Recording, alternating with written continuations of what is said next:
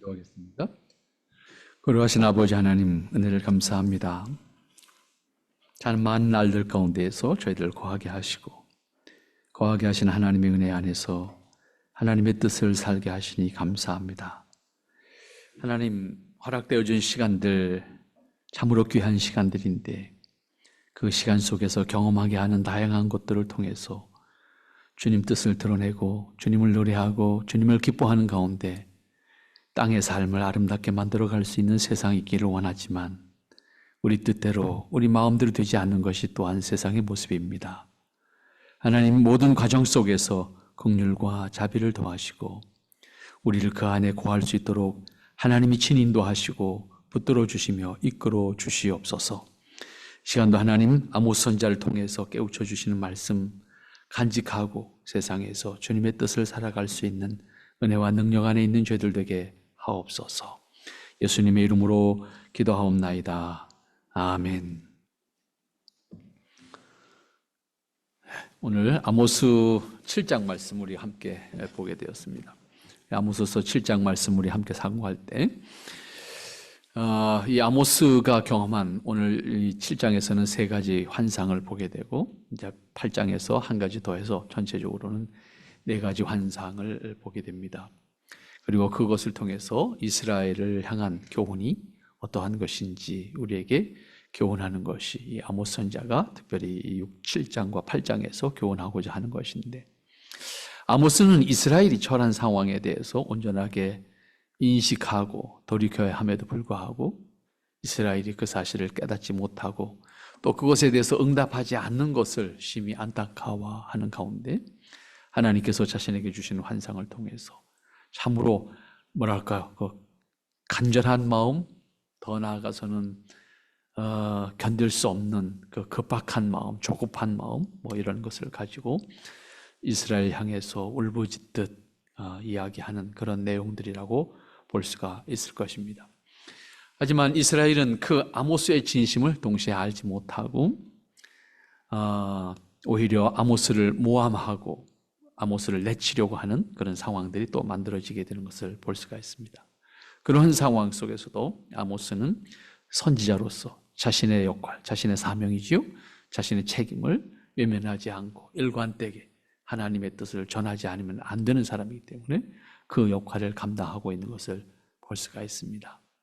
어떻게 보면 한 개인의 모습으로 생각한다고 하면, 모르는 척하면 자신에게는 그러한 갈등이 생기지 않을 것이고 또 나아가서 자신에 대한 모함도 없을 것인데 그것을 말함으로써 어려움을 자초하는 것이 또 선지자의 모습이 아닌가 생각합니다. 그런 의미에서 선지자는 난국의 시대가 어려웠을 때 바른 소리를 할 수 있는 것이 선지자다. 하나님의 뜻을 옳게 말할 수 있는 것이 선지자다. 그렇게 또 생각해 볼 수가 있겠죠. 그러한 역할들에 의해서 사실은 다양한 역할들이 있지만 그러한 역할들을 통해서 위기에도 또한 극복할 수 있는 지혜와 믿음과 또 하나님의 뜻이 전달되어지는 그런 과정들이 있게 된다라고 말씀을 드릴 수가 있겠습니다. 앞에 말씀드렸던 것처럼 본문에서 오늘 7장에서는 3번의 환상을 봅니다. 그리고 8장에서 한 번을 더 보게 되는데 그 환상을 통해서 이스라엘을 향한 하나님의 뜻이 무엇인지를 이 아모스는 분명히 깨닫게 됩니다. 그리고 가감없이 그 사실을 전달합니다. 좋은 이야기라고 하면 그 전달하는 사람도 신이 나기도 하고 듣는 사람도 거부감이 없겠죠. 그러나 자신에게 불리하거나 싫은 이야기를 하는 것은 결코 아무리 훌륭한 사람이 얘기해도 그것을 쉽게 받아들이거나 그것을 기뻐함으로 받아들일 수 있는 사람은 더더욱 없습니다. 그런 의미에서 시편 기자가 그래서 표현하고 있는 것처럼 하나님의 음성을 들을 수 있는 귀가 우리에게 열리지 않으면 어떠한 소리가 들려진다 할지라도 그것은 지나가는 소리에 지나지 않습니다. 우리가 들을 수 있는 귀를 준비하고 어떠한 어려움 속에서도 하나님의 뜻이 무엇인가를 분별할 수 있는 그런 의식을 가진다고 하면 그 말씀이 우리에게 지혜가 되고 힘이 되고 그리고 그 말씀이 우리에게 목표가 돼요. 그리고 그것을 살아낼 수 있는 사람이 된다라고 하는 거죠. 그런 의미에서 아모스의 말은 곧 하나님의 뜻을 전하는 메시지로서 하나님의 뜻을 선포하는 것이기 때문에 우리가 그 하나님의 뜻을 들을 수 있는 사람들에게는 복이 되는 것이고, 그것을 듣지 않는 사람들에게는 똑같은 소리를 들었지만 아무런 의미가 없거나 혹은 그것이 화가 될 수가 있다라고 하는 것이죠. 자신이 선택할 수도 있는 것이 아니고 선지자로서는 하나님의 말씀을 전하는 것이잖아요. 내가 하고 싶은 얘기 하는 거 아니잖아요. 그런 의미에서 오늘날 목회자로서 설교할 때 늘 고민이 되는 것들이 있습니다. 내가 하고 싶은 말 하면 되는 게 아니잖아요. 하나님이 무엇을 말씀하고 있는가를 전달해야 되는데, 그 전달하는 과정 속에서 이게 이제 변질되거나 왜곡되거나 포장이 돼서 오히려 다른 이야기가 될 수가 있던 이런 부분들에 대해서 늘 고민을 하게 됩니다.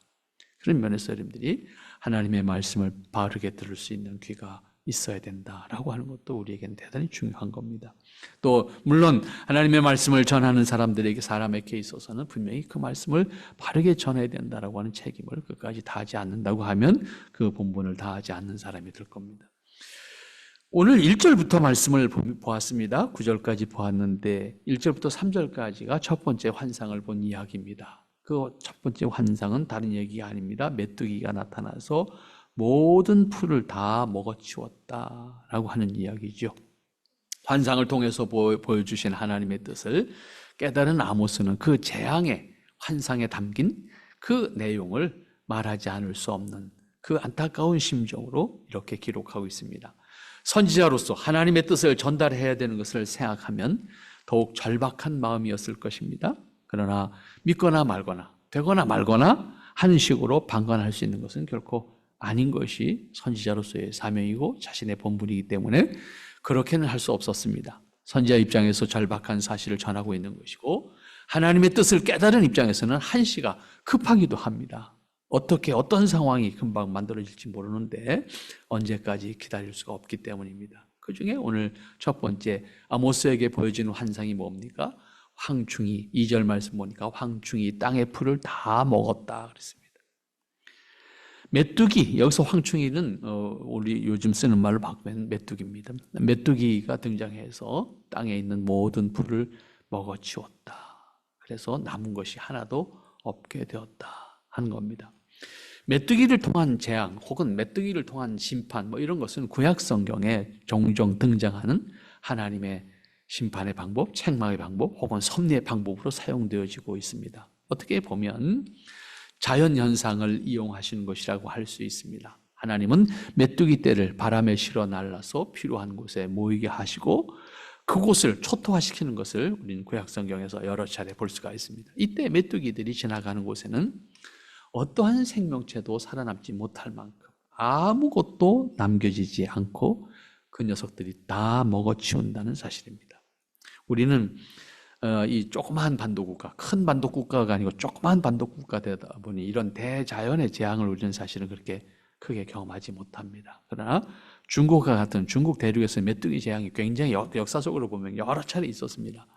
그 여러 차례 메뚜기 재앙을 통해서 중국도 초토화됐던 역사들을 가지고 있습니다. 메뚜기 떼가 지나가면 실제로 남는 것이 하나도 없습니다.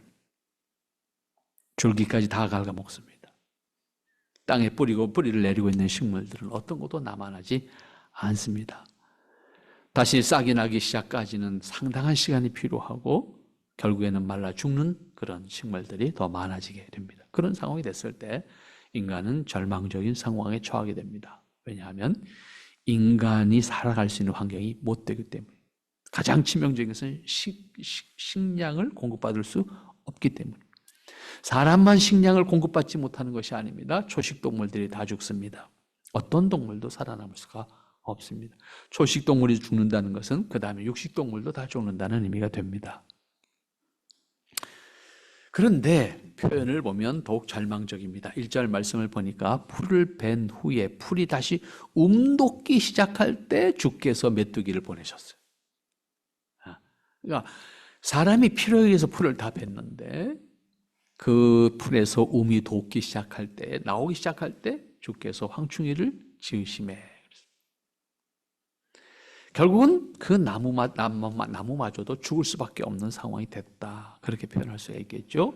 메뚜기를 보내는 시점이 새싹이 돋을 때라는 것입니다. 새싹이 돋을 때에 메뚜기를 보내서 아예 나무든 풀이든 결실하지 못하게 하시겠다라고 하는 뜻입니다. 이것은 이스라엘을 완전히 멸망시키겠다는 예표이기도 합니다. 하나님께서 심판하시는 것이 적당한 책망 정도가 아니라 이스라엘을 결코 용납하지 않겠다라고 하는 단호한 입장을 전달하는 말씀이라고 볼 수가 있습니다. 그만큼 이스라엘이 하나님의 진노하심을 받을 수밖에 없는 상태였음을 의미합니다. 메뚜기를 통한 재앙은 배고픔이 주는 절망을 체험하게 하고 동시에 우리가 살아가는 환경이 황폐화되는 것을 체험하게 하고 그 황폐화되어지는 환경은 사람만 살 수 없는 것이 아니라 앞에 말씀드렸던 것처럼 모든 동물이 살아갈 수 없는 그러한 곳이 되고 말 것이다 라고 하는 거죠. 그러한 환상을 본 아모스는 어떻게 합니까? 2절 말씀 보니까 주 여호와여 청컨대 사하소서. 야곱이 미약하오니 어떻게 서리이까? 여기서 말하는 야곱은 이스라엘을 말하는 거예요. 이렇게 기도할 수밖에 없었습니다. 이러한 기도는 환상을 볼 때 곧 3절에서도 5절에서도 보면 아모스 선지자가 하나님 앞에 할 수밖에 없는 그 절박한 상황을 자신이 보았을 때 하나님 앞에 자신이 기도할 수밖에 없는 것을 우리에게 보여주고 있습니다. 이것은 선지자의 한결같은 마음이기도 합니다. 자기 백성이 경험하게 되는 재앙을 아는 사람으로서 그가 할 수 있는 일이 뭐가 있겠어요? 기도할 수밖에 없는 겁니다. 그리고 하나님 앞에 매달릴 수밖에 없는 겁니다. 여기서 아모스의 마음을 우리는 동시에 헤아릴 수가 있어야 합니다. 먼저 깨달은 사람들의 마음이라고도 볼 수 있습니다. 이미 우리는 하나님의 말씀을 받아가지고 있는 사람들입니다. 먼저 깨달은 사람들이 늘 안타까운 마음으로 기도할 수밖에 없는 거예요. 여기서 아모스의 마음을 생각한다고 하면 차라리 아무것도 모른다면 모를까? 그 사실을 알게 되었을 때 그가 자기 백성들에게 할 수 있는 것이 뭡니까? 자기가 보고 자기가 알고 자기가 깨달은 것을 곧 하나님의 진노가 있게 될 것이라고 하는 사실을 그들에게 말하고 그들이 돌이키게 하고 그들이 벗어날 수 있도록 기회를 만들어주는 것이 선지자의 역할 아니겠습니까? 그런데 문제는 백성들이 선지자의 말을 전혀 귀담아 듣지 않는다라고 하는 거예요. 그러면 어떻게 해야 되겠습니까? 어떻게 해서든지 백성들에게 하나님의 뜻을 전하고 깨닫게 하는 것이 선지자의 역할이라고 했을 때 그에게 돌멩이가 날아오더라도 하나님의 말씀을 전해야 될 것이고 그가 할 수 있는 것은 이렇게 기도할 수 있는 것입니다. 오늘 우리가 이 땅에서 하나님의 말씀을 믿는 사람들, 하나님의 살아계심을 믿는 사람들이라고 했을 때 우리는 하나님과의 관계 속에서 우리는 이 땅에서 실제로 하나님께서 허락하신 삶을 하나님께서 약속하신 뜻을 사는 사람들입니다. 그런 의미에서 우리 자신들은 이 땅에서 살아가는 과정 속에 하나님의 말씀을 먼저 깨닫고 그 말씀에 대해서 응답하는 사람이 되어야 하고 그 말씀에 대해서 우리가 어떻게 응답할 것인가라고 하는 안타까운 마음을 가지고 함께하는 지체들이어야 하고 그럼에도 불구하고 이 세상이 그 말씀대로 되어지지 않음에 대해서 우리는 기도해야 되고 그리고 하나님의 뜻을 공유하는 가운데 그 뜻을 우리가 신실하게 받아들일 수 있는 사람들이 되어야 합니다. 그런 의미에서 우리 하나님의 사람들이 이 땅에서 하나님을 모르는 사람들 앞에서 우리가 어떠한 모습으로 살아갈 것인가? 우리가 그들 앞에서 어떠한 자세로 살아갈 것인가? 하나님께서 이미 선지자들을 통해서 우리에게 깨우쳐주신 말씀을 통해서 살아야 되는 것이고 그 현실을 바라보면서 안타까운 마음으로 이 세상을 위해서 기도하는 사람으로 살아야 된다는 말씀입니다. 우리에게 주어진 기회를 결코 놓쳐서는 안 된다라고 하는 것을 기억해야 될 겁니다.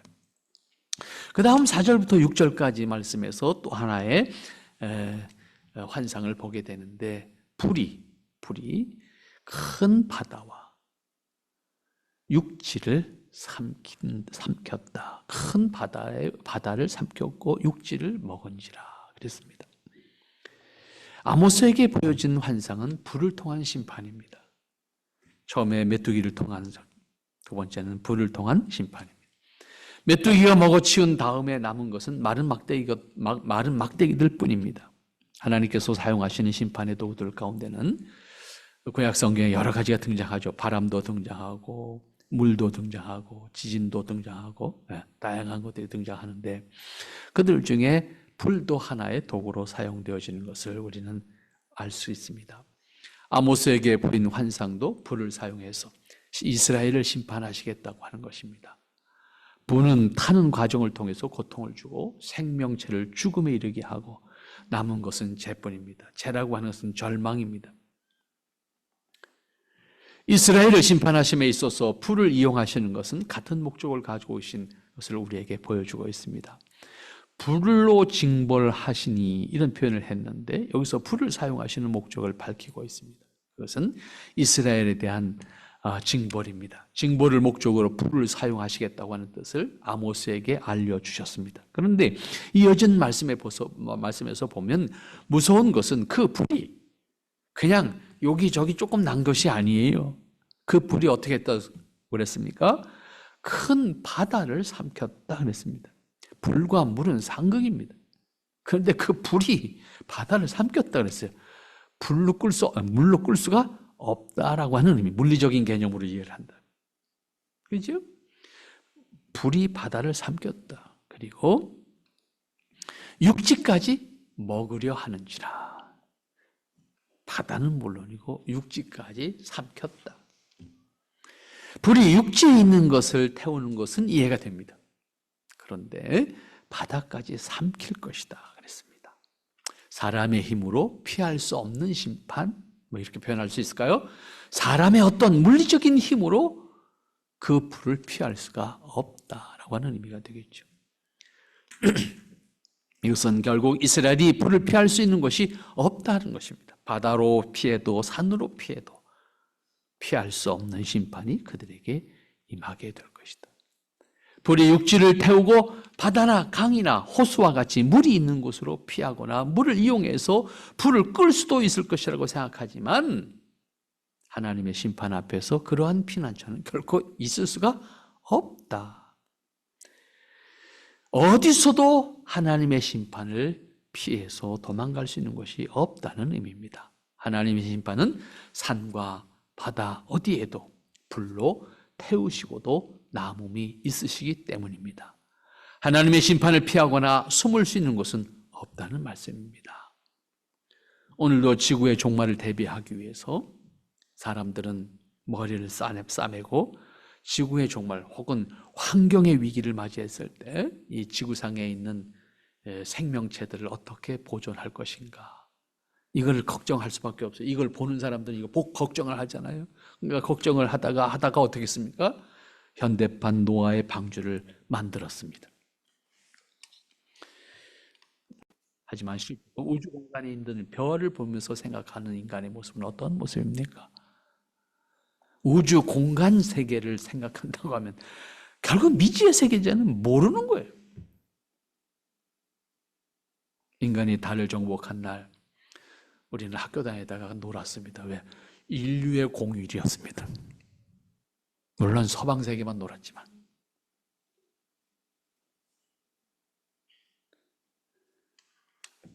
하지만 그 이후에 달을 가기 위해서 벌써 50년이 넘은 시간을 보냈습니다. 진척된 게 얼마큼 있습니까? 없습니다. 인간의 연약한 모습이 얼마나 한계인가라고 하는 것을 생각하게 되는 겁니다.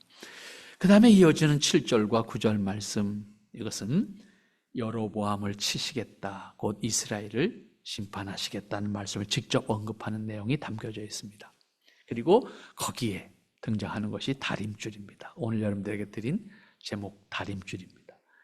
결국 이어지는 환상은 다림줄을 보여주는 것이고 그와 함께 이스라엘을 칼로 심판하시겠다고 하는 하나님의 뜻을 분명히 전달하는 겁니다. 다림줄이라고 하는 말이 낯설기 때문에 우리에게 얼른 와닿지 않을 수 있습니다만 이걸 직역하면 중력선이라는 의미가 됩니다. 그래서 우리말로는 이것을 다림줄이라고 쓰는데 요즘에 잘 쓰지 않는 표현이기도 합니다. 이것을 쉽게 이해할 수 있는 것은 요즘에 이것도 보이지 않아요. 목수들이나 조적공, 벽돌 쌓는 사람들이 벽돌의 수직과 수평을 맞추기 위해서 동그랗게 된 삼각형 쇠덩어리에다가 줄 딱 매달렸잖아요. 이게 다림줄이요. 복잡하게 생각하지 우리가 봤던 기억하시면 돼요. 지금 이거 안 씁니다. 지금 다 레이저 빔으로 맞춰서 하기 때문에 다림줄이 흔들려서 잘못 쌓거나 이런 것이 없습니다. 지금 다 레이저 빔으로 수평과 수직을 맞춰서 건축도 하고 다 작업을 하는 것을 목수들이 또 벽돌공들이 벽돌을 쌓을 때도 다 지금은 레이저 빔을 사용합니다. 그러나 과거에는 먹줄, 나무를 깎을 때는 먹줄을 사용했고 요 조족공들은 다림줄을 사용했습니다. 목수들이 기둥을 세울 때도 마찬가지입니다. 기둥을 세울 때도 이거 수직이 맞는지 다림줄입니다. 이 삼각형 추가 달린 줄을 다림줄이라고 하는데 이것은 기준을 의미합니다. 잣대를 의미합니다. 즉 심판을 위한 공의의 잣대 이렇게 생각하시면 될 겁니다. 심판을 위한 공의의 잣대를 의미하는 것으로서 하나님께서 손에 다림줄을 잡고 서셨다라고 하는 겁니다. 하나님의 심판은 언제나 단순히 분노나 분풀이가 아닙니다. 인간이 하나님 앞에서 행한 것을 근거로 하나님이 공의를 기준으로 심판하시는 것입니다. 그러므로 다림줄을 손에 들고 서 계신다고 하는 것은 심판의 기준을 엄하게 적용하시겠다라고 하는 의지를 밝히신 것이고 내가 다림줄을 내 백성 이스라엘 가운데 펼치고 다시는 용서치 아니하리라 8절 말씀에 명시하고 있습니다. 이렇게 볼 때 다림줄은 공의의 기준이고 그것을 근거로 엄하게 적용해서 심판하시겠다는 뜻을 밝히시는 겁니다. 아모스야 8절 말씀에 보면 그렇게 표현하잖아요. 아모스야 내가 무엇을 보느냐? 내가 대답하되 다림줄이니이다. 주께서 가라사대 내가 다림줄을 내 백성 이스라엘 가운데 베풀고 다시는 용서하지 않을 것이다. 아모스에게 다림줄을 기준으로 이스라엘을 엄히 책망하시겠다고 하는 선언입니다. 아모스는 다림줄을 들고 있는 하나님을 보았고 말씀하시는 소리를 들었습니다. 그러면 왜 하나님께서 이스라엘을 그렇게까지 엄하게 심판하시겠다고 말씀하십니까? 그것이 9절 말씀의 이유가 설명되고 있습니다. 이삭의 산당들이 되며 이스라엘의 성소들이 회파될 것이다. 산당이면 산당이지 이삭의 산당은 또 뭡니까? 결국은요 이것은 이스라엘이 산당에서 바알과 여호와를 곧 이스라엘이 하나님의 성소에서 바알과 하나님을 같이 섬김으로 웃음거리가 되었다. 하나님의 진노하심이 여기에 있는. 따라서 이삭의 산당은 비웃음의 산당이라고 할 수 있겠고 같은 산당 안에서 바알과 여호와를 섬기는 것은 세상 사람들이 보아도 조롱거리가 될 것이다. 그러므로 그것을 용납하지 않고 다 황폐화시키겠다. 그러므로 하나님은 아모스에게 이스라엘이 여호와 하나님을 온전하게 섬기지 못하고 오히려 조롱거리가 되도록 한 것을 지적하고 있습니다. 이것은 이스라엘이 하나님의 인도하심을 받아서 애굽에서부터 가나안에 이르러서 왕국을 만들기까지 받은 은혜를 망각한 채 우상을 섬기는 것을 보시고 심히 진노하신 것입니다. 하나님과 우상을 같이 섬기는 그들의 모습을 하나님은 용납하지 않으시겠다. 그러므로 하나님은 아모스에게 반드시 책망하시겠다를 말씀하고 있는데 어떻게 책망합니까? 9절 마지막 줄에 가서 보면 그렇게 표현했습니다. 내가 일어나 칼로 여로보암의 집을 치리라. 하나님께서 직접 이스라엘을 심판하시겠다라고 하는 말씀을 선언하십니다. 이러한 환상을 본 아모스는 하나님께 진노하심에 대해서 그 진노하심이 어떤 것인지 그는 받아들일 수 없을 만큼 버거운 것이었습니다. 그렇기 때문에 그가 할 수 있는 일이 뭐였습니까? 먼저 이스라엘 백성들에게 그 사실을 말하기 전에 그가 할 수밖에 없었던 것이 뭡니까? 3절 마지막에 가서 보니까 여호와여 청컨대 사하소서 야곱이 미약하오니 어떻게 서리이까? 이때 야곱은 개인을 말하는 게 아니야 이스라엘을 말하는 거예요. 6절에서도 마찬가지예요. 여호와여 청컨대 그치소서 야곱이 미약하오니 어떻게 서리이까? 똑같은 말로 하나님 앞에 호소하는 거지요. 하나님이 긍휼히 여기시지 않는다고 하면 야곱이 어떻게 하나님 앞에 서겠습니까? 아모스는 이렇게 하나님의 심판에 대해서 깨달은 다음 즉시 기도할 수밖에 없었던 거예요. 봐라, 쌤통이다, 잘 되었나 보자, 이 개념이 아니다 그 말. 오늘 그리스도인들이 이 땅에서 살아가는 과정 속에 이 세상을 향한 책임이 하나 있습니다. 그것이 기도하는 거예요. 우리만 잘 되자고 우리가 예수님 믿는 개념이 아니다 그 말이에요. 세상을 향해서 하나님을 알게 하고 하나님의 심판이 있을 것을 알게 하고 그리고 그들을 긍휼히 여기도록 하나님 앞에 기도하는 거예요. 나만 잘 되기 위해서 기도하는 것이 아니고 세상이 하나님을 모르기 때문에 멸망의 길로 가는 것을 우리는 안타까운 마음으로 깨닫게 해야 될 것이고 그리고 그들을 위해서 하나님 앞에 중보 기도를 해야 된다 그 말입니다.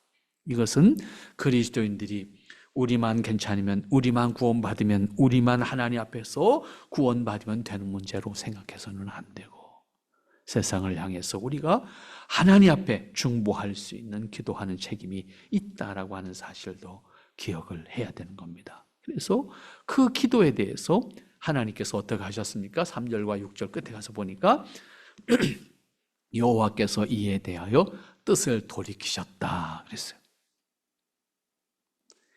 여기서 선지자들의 기도, 곧 하나님의 뜻을 아는 자들의 기도가 얼마나 중요하냐, 얼마나 필요하냐라고 하는 사실도 깨닫게 되는 거예요. 세상은 자기들 스스로가 모든 것이 다 자기들의 능력으로 됐다고 생각하지만 기도하는 사람들의 기도가 하나님 앞에 연락됨으로 말미암아 그 기회가 사람들에게 다시 주어진다는 사실을 확인할 수가 있습니다.